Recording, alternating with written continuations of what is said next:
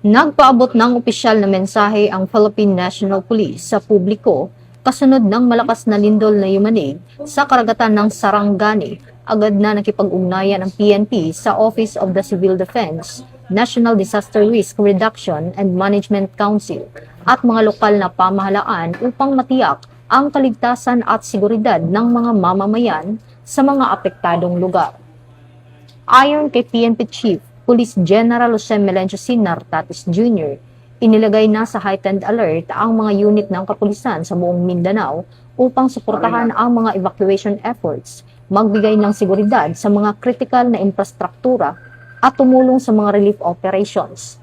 Tiniyak din ng PNP na mapanatili ang kaayusan at seguridad sa mga evacuation center, lalo na sa mga baybaying komunidad na saklaw ng tsunami warning. Hinimok ng PNP ang publiko na manatiling kalmado, sumunod sa mga abiso ng mga otoridad at agad na lumikas kung kinakailangan upang maiwasan ang anumang panganib.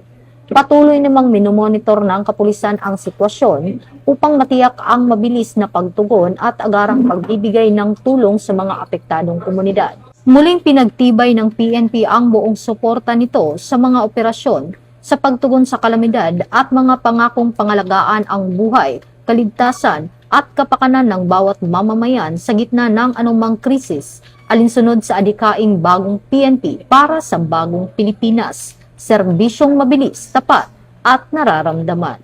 Mula dito sa Campo Crame, ako ang inyong PNN correspondent, Patrolwoman Resalie Umalay, nagbabalita para sa Police News Network, alagad ng batas, tagataguyod ng balitang pulis.